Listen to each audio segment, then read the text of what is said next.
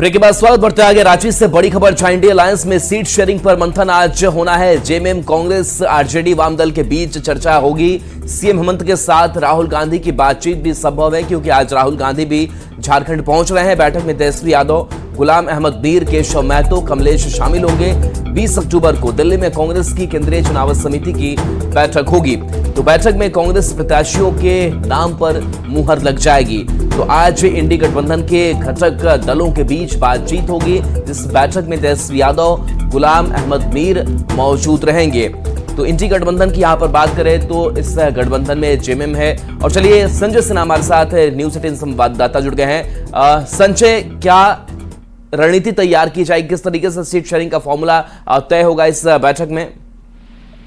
देखिए, ये आज की बैठक बेहद अहम है, क्योंकि आज सभी जो कहते हैं कि शीर्ष दल के नेता सभी चारों पार्टियों के आज जुटेंगे और राहुल गांधी जुटे रहेंगे। तो एक कांग्रेस को कह सकते हैं कि एक मेंटल जो कह सकते हैं कि मजबूती कह लें, वो आज कांग्रेस को मिलेगी, क्योंकि खुद उनके शीर्ष नेता आज मौजूद रहेंगे और हेमंत सोरेन से मुलाकात भी करेंगे।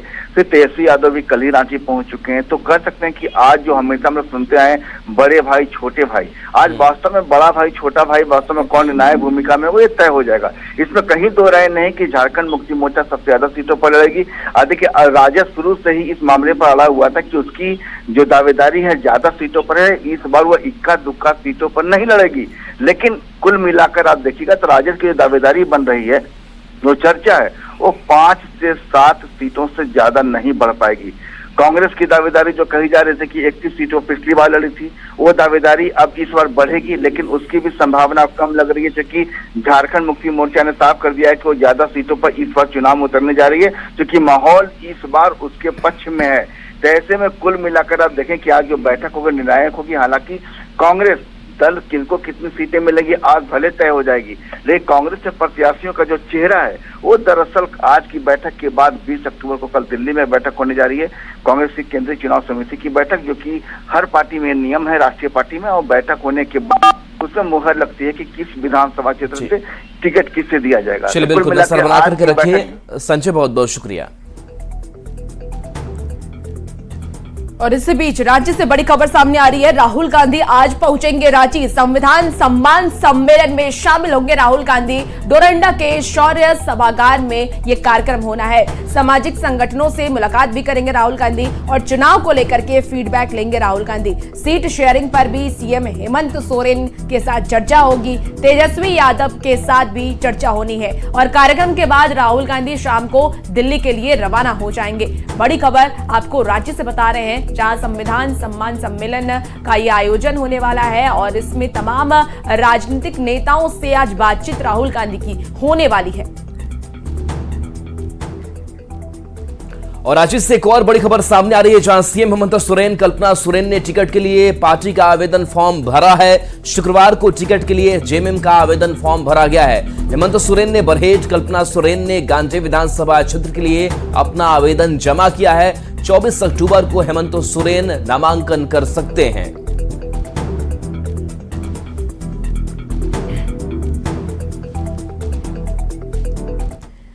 और एनडीए में सीट शेयरिंग के बाद अफवाहों का बाजार अब गर्म होता जा रहा है। इस बीच बीजेपी विधायक सीपी सिंह के जेएमएम में जाने को लेकर के अफवाह उड़ी। न्यूज 18 से खास बातचीत में सीपी सिंह ने क्या कुछ कहा है, उनकी राजनीति पिछले 50 सालों से ज्यादा जनसंघ से जुड़ी है। ऐसे में अभी तक किसी दूसरे दल के नेताओं की औकात नहीं जो कि उनसे संपर्क करे। सीपी सिंह से बात की न्यूज 18 संवाददाता संजय कुमार सिन्हा ने। झारखंड विधानसभा चुनाव को लेकर एनडीए में सीट शेयरिंग का ऐलान हो चुका है। रांची हॉट सीट है। इस हॉट सीट को लेकर चर्चा कहें अफवाह कहें, बाजार बेहद गर्म रहा है। हमारे सामने यहाँ जो सीपी सिंह बैठे हैं, जो कि वर्तमान में रांची से ही विधायक हैं, 6 बार से विधायक हैं। सर, क्या 7वीं बार भी सीपी सिंह का टिकट सामने हम लोग को देखने का मौका मिलेगा? देखिए, इसका जवाब कि 7वीं बार मिलेगा ये तो हमारा केंद्रीय नेतृत्व ही बता पाएगा बेहतर ढंग से। एक चर्चा चल पड़ी है कि अगर बीजेपी से टिकट ना मिले तो झारखंड मुक्ति मोर्चा में सीपी सिंह रुख कर सकते हैं। एक चर्चा साथ में भी अफवाहों का बाजार है या चर्चा है, सच्चाई तो आप ही बताएंगे। देखिए, एक बात मैं बता रहा हूँ, 50 साल से ज़्यादा हो गया। मैं भारतीय जनसंघ का बूथ के कार्यकर्ता से कार्य प्रारंभ किया। आज तक मेरी कहीं किसी पार्टी में ताक झांक करने की आदत नहीं है। ऐसी अफवाहों को क्या कहेंगे? अब देखिए, अंदर से तो इतना बहुत गुस्सा आ रहा है, वाकई में किसी की औकात नहीं है अभी तक किसी की औकात है कि कोई विपक्षी अभी तक हमसे कोई संपर्क किया हो या हमने किया। संबंध मेरे बहुत अच्छे रहे लोगों से, विपक्ष के लोगों से भी रहे, लेकिन किसी की औकात नहीं हो कि सीपी सिंह से संपर्क करके कोई बोला हो कि सीपी सिंह जी इसको वोट देना है। सर, एक चर्चा ये आई कि अचानक कि रांची सीट पर ज़्यादा सहज महसूस कर रहे हैं नवीन जायसवाल, जो कि हटिया से विधायक है वर्तमान में, और वो रांची सीट उनको जाएगी और हटिया सीट का चेहरा कोई और होगा, माने कि वहाँ कोई भी और चेहरा हो सकता है। तो ऐसे में सर क्या? देखिए, एक बात मैं बता रहा हूँ, ये सब गॉसिप चल रहा है। ऐसी बात कहीं कुछ चर्चा में भी नहीं है। 6 बार के विधायक सीपी सिंह क्या इस बार चुनाव में प्रत्याशी के तौर पर खुद को तैयार महसूस कर रहे हैं या एक कार्यकर्ता के तौर पर? देखिए, मैं तो भारतीय जनता पार्टी का मैं कार्यकर्ता हूँ भाई, प्रत्याशी पार्टी बनाती है ना। तो मैं कह रहा हूँ कि कार्यकर्ता को ही तो प्रत्याशी बनाया जाता है, तो कार्यकर्ता के रूप में ही तो मुझे 6 बार भारतीय जनता पार्टी ने अपना प्रत्याशी बनाया, विश्वास जताया। झारखंड में जेडीयू को मिले सीटों पर केंद्रीय मंत्री ललन सिंह ने कहा कि गठबंधन है और एनडीए पूरी तरह एक है। वहीं शराबबंदी पर तेजस्वी के बयान पर ललन सिंह ने कहा कि तेजस्वी की बातों को गंभीरता से नहीं लेना चाहिए। गठबंधन होता है, एनडीए इंटैक्ट रहेगा सर झारखंड के चुनाव में? एनडीए इंटैक्ट है सर, रहेगा। एक सवाल है सर, जो जहरीली शराब से मौत हुई है, तेजस्वी जी कह रहे हैं कि नीतीश जी से बिहार नहीं संभल रहा, क्या कहेंगे तेजस्वी जी की बात कोई सीरियसली मत लिया कीजिए। तेजस्वी जी ऐसे ही बोलते रहते हैं, उनकी बात को कभी गंभीरता से नहीं लेना चाहिए, न उनकी बात को न उनके पिताजी की बात को। और इसी बीच बांका से बड़ी खबर सामने आ रही है। बांका के अमरपुर और फुल्ली डुमर थाना के नगरी मोड़ के पास सड़क हादसे में 4 कांवड़ियों की घटनास्थल पर दर्दनाक मौत हो गई। वहीं 12 से ज्यादा लोग जख्मी बताए जा रहे हैं। इस घटना के बाद गुस्साए लोग पुलिस टीम पर हमला कर दिया और पुलिस गाड़ी को आग के हवाले कर दिया। बताया जा रहा है कि सैकड़ों की संख्या में कांवड़िया भजन कीर्तन करते हुए अमरपुर के जोगरनाथ मंदिर जा रहे थे और इसी दौरान तेज रफ्तार कार घटना को अंजाम देकर वहां से फरार हो गई। बड़ी खबर आपको इस वक्त बांका से बता रहे हैं, जहां हादसे के बाद लोगों का गुस्सा देखने को मिला है। पुलिस टीम पर लोगों ने हमला बोल दिया और पुलिस की गाड़ी को आग के हवाले कर दिया। बांका से इस वक्त की बड़ी खबर, जहां 12 से ज्यादा लोग इस घटना में जख्मी बताए जा रहे हैं। और ये 3 तस्वीर देखिए बांका से जो सामने आ रही है। कावड़िया जा रहे थे और वहां पर वो भजन कीर्तन कर रहे थे, जिस वजह से एक गाड़ी आती है और उन सबको वहां से रौंदते हुए चली जाती है, जिसमें कि देखिए 12 से ज्यादा लोग जख्मी बताए जा रहे हैं। मतलब कि जख्मी है जख्मी लगभग 15-16 ठो 20 ठो का 18 आदमी। और उसमें मतलब कि कितने का मौत हुआ? काम 2टा 1टा बचलो जा सब जाही। पुलिस गाड़ी को भी आग के हवाले किया। हाँ, जनता उग्र हो गई थी, जिसमें जो है एक जो 12 की गाड़ी है उसको उन्होंने कर दिया।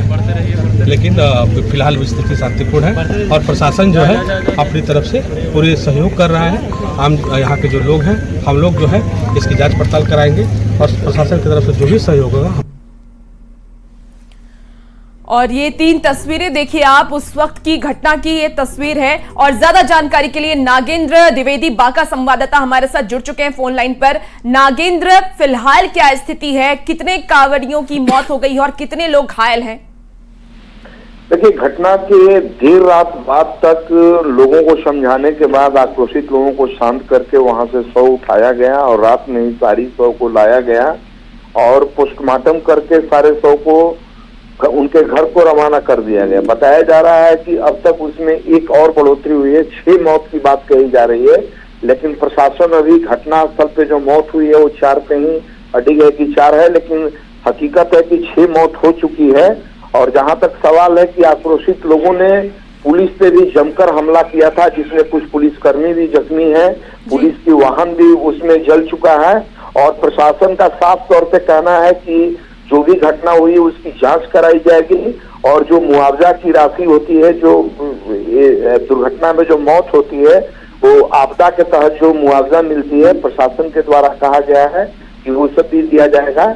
और फिलहाल अभी शांत माहौल है, लेकिन रात तक काफी अफरा तफरी का माहौल था, लेकिन प्रशासन सूझबूझ से काम लेते हुए मामले को शांत। ठीक है नागेंद्र, आप नजर बनाए रखिए और तमाम जानकारी आपसे लेंगे। बहुत शुक्रिया। मनी लॉन्ड्रिंग एक्ट में ईडी की गिरफ्तार किए गए बिहार कैडर के आईएएस संजीव हंस को ईडी की टीम घर से लेकर पहले अस्पताल और फिर कोर्ट पहुंची। देर रात में उन्हें कोर्ट के सामने पेश किया गया। इसके बाद ईडी की टीम उन्हें लेकर गांधी मैदान स्थित ईडी ऑफिस के लिए रवाना हुई। जायजा लिया न्यूज 18 संवाददाता संजय कुमार ने। मनी लॉन्ड्रिंग एक्ट में ईडी ने एक बड़ी कार्रवाई की है और आईएएस अधिकारी संजीव हंस को गिरफ्तार कर लिया गया। ठीक हमारे सामने जो गाड़ी है उसमें ईडी की टीम जो संजीव हंस है उनको लेकर यहां से ईडी ऑफिस जा रही है। उनको आवास से गिरफ्तार किया गया, उसके बाद उनको कोर्ट के सामने पेश किया गया और फिर ईडी की टीम उनको लेकर यहां से निकली है। और हम आपको तस्वीरों में दिखा रहे हैं ईडी की टीम उनको लेकर अब ईडी कार्यालय की तरफ बढ़ रही है।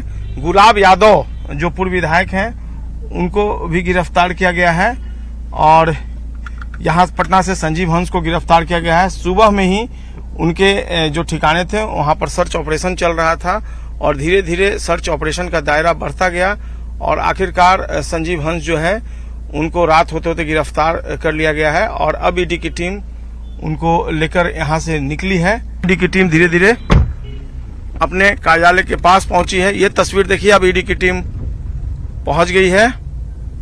3 गाड़ियों में जो बीच वाली गाड़ी है उसी में संजीव हंस को लाया गया है और ईडी ने उनके खिलाफ बड़ी कार्रवाई कर दी है। उनको गिरफ्तार कर लिया गया है, उनकी आवाज से उनको गिरफ्तार किया गया है और अब ईडी की टीम पहुंच गई है अपने कार्यालय में। देखिए, अब जो है कैमरा पर्सन से कहें कि आप नीचे हो जाएं और अब ये तस्वीर देखिए।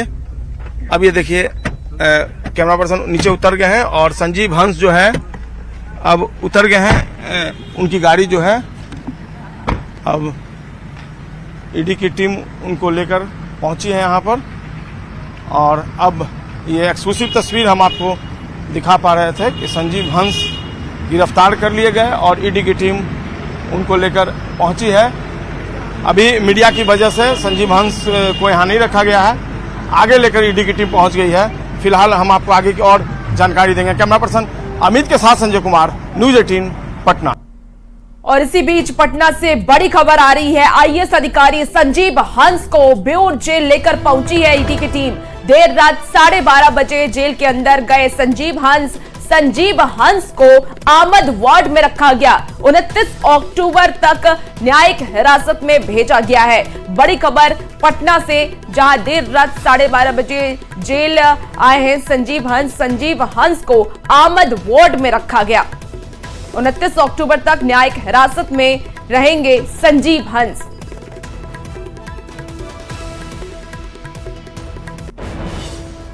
बिहार के प्रशासनिक अमले से एक बड़ी खबर है। आईएएस अधिकारी संजीव हंस को ईडी ने गिरफ्तार कर लिया है, लेकिन ईडी के अधिकारी उनको अभी भी रखे हुए हैं। सड़क पर की ये तस्वीर हम आपको दिखा रहे हैं। देखिए, ये जो 3 गाड़ियां हैं उसमें, और जैसे जैसे मीडिया आती है, अब देखिए जो पहली गाड़ी है इसमें इसको कवर किया गया है और इसी में संजीव हंस को रखा गया है और ताकि मीडिया उनकी तस्वीर नहीं उतार सके। ठीक इसके पीछे ये दूसरी गाड़ी है जिसमें सुरक्षा कर्मी है और नज़दीक से ही हम आपको दिखाते हैं, इसमें भी सुरक्षा कर्मी है। यानी 3-3 गाड़ियों में सारे अधिकारी हैं और अब संजीव हंस इसी गाड़ी में, जो पहली गाड़ी है इसी में संजीव हंस को रखा गया है और यहाँ से उनको ले जाया जा रहा है। बिल्कुल नज़दीक से हमने आपको दिखाया और अब ये दूसरी गाड़ी जो है वो पीछे से आएगी। तकरीबन 1 घंटा पहले उन्हें कोर्ट में प्रोड्यूस किया गया है और जो जानकारी मिल पा रही है, सुरक्षा के लिहाज से ये गाड़ियाँ उनके साथ चल रही हैं और फिर से एक बार संजीव हंस को यहाँ से ले जाया गया है मीडिया से बचाने के लिए। एक बार ईडी की टीम पहुंची भी थी संजीव हंस को ईडी कार्यालय लेकर, लेकिन फिर उन्हें अंदर नहीं ले जाया गया। जो सूत्र हैं वो बता रहे हैं कि ईडी की टीम उन्हें कोर्ट में प्रोड्यूस करके अब दिल्ली ले जाने की तैयारी कर रही है। और वहां पर चूंकि गुलाब यादव जो पूर्व विधायक है उनको भी गिरफ्तार कर लिया गया है। एक रिसोर्ट से दिल्ली में उनकी गिरफ्तारी हुई है। इन दोनों को आमने सामने बिठाकर ईडी की टीम जो है वो पूछताछ करेगी रिमांड पर लेने के बाद, और तमाम पहलुओं पर जो अब तक ईडी ने छानबीन की है उस पर आगे की जांच जो है। गुलाब यादव जो पूर्व एमएलए हैं उनकी भी अरेस्टिंग हो गई है, संजीव हंस की भी अरेस्टिंग हो गई है, और इस गिरफ्तारी से, इन दोनों की गिरफ्तारी से बिहार में खलबली मची हुई है। कैमरा पर्सन अमित के साथ संजय कुमार, न्यूज 18 पटना। और बगहा से इस बीच बड़ी खबर है, जहां राजनीतिक पार्टी का झंडा लगे लग्जरी गाड़ी में शराब मिली है। 379 लीटर शराब बरामद की गई है। पुलिस को देखकर चालक गाड़ी छोड़कर फरार हो गया। चौतरवा के पड़ड़ी गांव से यह बरामदगी की गई है। तो बड़ी कार्रवाई, जहां लग्जरी गाड़ी में शराब जब्त की गई है। बताया जा रहा है कि 379 लीटर शराब की बड़ी खेप मिली है।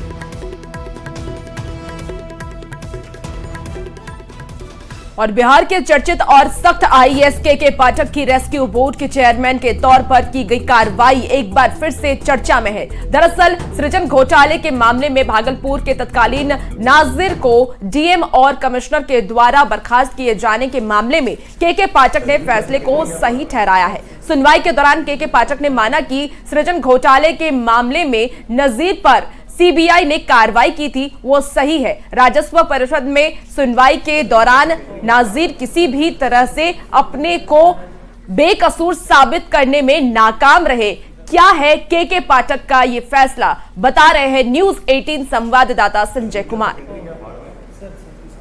मिजाज आईएएस अफसर के पाठक की कार्रवाई लगातार जारी है। अभी वो रेवेन्यू बोर्ड के चेयरमैन हैं और उन्होंने एक फैसले में भागलपुर के पूर्व नाजिर राकेश कुमार झा, जिनको पहले बर्खास्त कर दिया गया था सेवा से, उनकी बर्खास्तगी के फैसले को बरकरार रखा है। के पाठक ने माना है कि सृजन घोटाला में फंसे भूअर्जन विभाग के जो नाजिर हैं राकेश कुमार, उनके खिलाफ जो आदेश दिया गया था डीएम और आयुक्त का, वो आदेश जो है वो सही है। मिली जानकारी के अनुसार के पाठक ने अपने आदेश की कॉपी भागलपुर के डीएम और आयुक्त को भेजी है, जिसमें बताया गया है कि सीबीआई जांच में पूर्व नाजिर की सृजन घोटाले में संलिप्तता उजागर हुई है। सीबीआई की चार्जशीट में कई संगीन आरोप प्रमाणित हैं।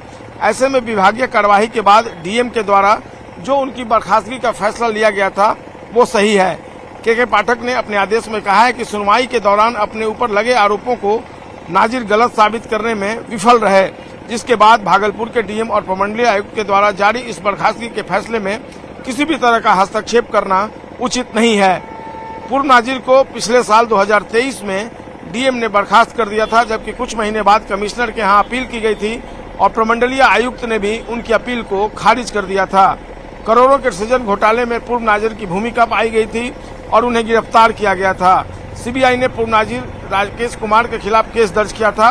पटना के बेउर जेल में राकेश कुमार को रखा गया था। जिला भू अर्जन सरकार कार्यालय के सरकारी खाते से 200 करोड़ रुपए गायब होने का ये मामला था। और एक निश्चित तौर पर जिस तरीके से के पाठक का ये फैसला आया है, वैसे में नाजिर को कहीं से राहत नहीं मिली है और पूर्व में जो डीएम और कमिश्नर का आदेश था वो अब फिर से प्रभावी रहेगा। कैमरा पर्सन अमित कुमार के साथ संजय कुमार, न्यूज 18 पटना।